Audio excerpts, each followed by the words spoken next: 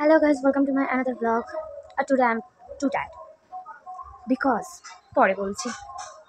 আপাতত চলো, সবাই খাওয়া দাওয়া করছে আর আমি ঘুম থেকে উঠে গেছি। আর ঘুম থেকে ওঠার পরে আমরা একটুখানি ফ্রেশ হয়ে গেছি। চলো দেখাই তোমাদেরকে বাইরে কি হচ্ছে। সো গাইজ বাইরের দিকে না খাওয়া দাওয়া চলছিল। অ্যাকচুয়ালি আমাদের নতুন বৌদি, তার সাথে এসে 5 জন, মানে 2 জন মহিলা এসছে এবং 3টা বাচ্চা এসছে। আর বাচ্চাগুলো এতটা পরিমাণে চঞ্চল যে বাড়ির মধ্যে শুধু চিৎকার চেঁচামেচি ছাড়া আর কিছুই হয়নি।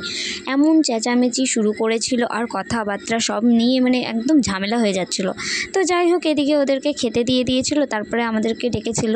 তো আমিও পরে খেয়ে নিলাম, তারপরে ওনাদেরকে টাটা বাই বাই করে দিলাম। বাচ্চাগুলো চলে যাচ্ছিলো দেখে হ্যাপি হয়েছিলাম, কারণ এতটা চঞ্চল কী আর বলবো।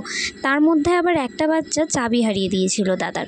তো যাই হোক, সে ঝামেলা তো মিটলো। তারপরে দাদা আর বৌদির যাওয়ার কথা, যেহেতু অষ্টমঙ্গলায়, তো ওরা একটু লেট করে বাইকে করে দুজনে তারপর চলে গেছিলো।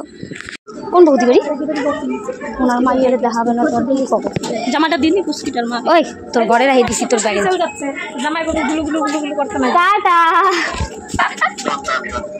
আসলে পরে থাকে যেতাম, তুমি নাই তাই আরো চলে যাচ্ছি। যা যা ফোন করিস।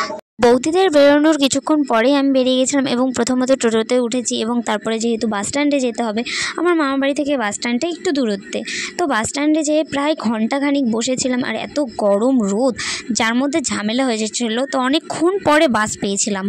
প্রথমত স্টেট বাসের জন্য অনেকক্ষণ দাঁড়িয়েছিলাম, কিন্তু স্টেট বাসটাই পেলাম না। তখন আমার নর্মাল বাসেই উঠতে হলো। বাট আমি কাটা গাড়িতে যাবো না দেখে একবারে যাতে যেতে পারি সেটার ব্যবস্থা করেছিলাম, কিন্তু গাড়িওয়ালা এমনই বদমাইশ যে আমাকে সেই কাটা গাড়ির মতনই করলো, যার জন্য আমার কিন্তু টাইম প্রচণ্ড লেগে যাচ্ছিল। তারপরে যেহেতু রায়গঞ্জে স্ট্যান্ডে দাঁড়িয়েছিল, তো রায়গঞ্জ স্ট্যান্ড থেকে কিছুটা খাবার নিয়ে নিয়েছিলাম আর তারপরে চলে এসেছিলাম বাড়ির দিকে। আর বাড়ি পৌঁছাতে আমি 2টোর দিকে গাড়িতে উঠেছি, এদিকে 5টা বেজে গেছে। আসার পরে কিন্তু আমি ঢুকে গেছিলাম টিউশন পড়াতে, আর এদিকে টিউশন পড়ানো একটা শুরু করে দিয়েছিলাম। তারপর কিন্তু আরেকটা টিউশনও ছিল। ইত্যাদি বলার গাইজ ফাইনালি বাড়ি চলে এসেছি টিউশন পড়িয়ে। বড়দির সাথে দেখা হলো, তো বড়দিকে ফোন করে বললাম যে একসাথেই যাবো, তো ও দাঁড়িয়েছিল। তারপরে দুজন একসাথে কিন্তু বাড়ি চলে এসেছি। আর এখন মনে হচ্ছে রিল্যাক্স। তাও খাওয়া মানে খিদা প্রচণ্ড পেয়েছে, না খাওয়া পর্যন্ত আমার মাথাটা মনে হচ্ছে চক্কর মারছে।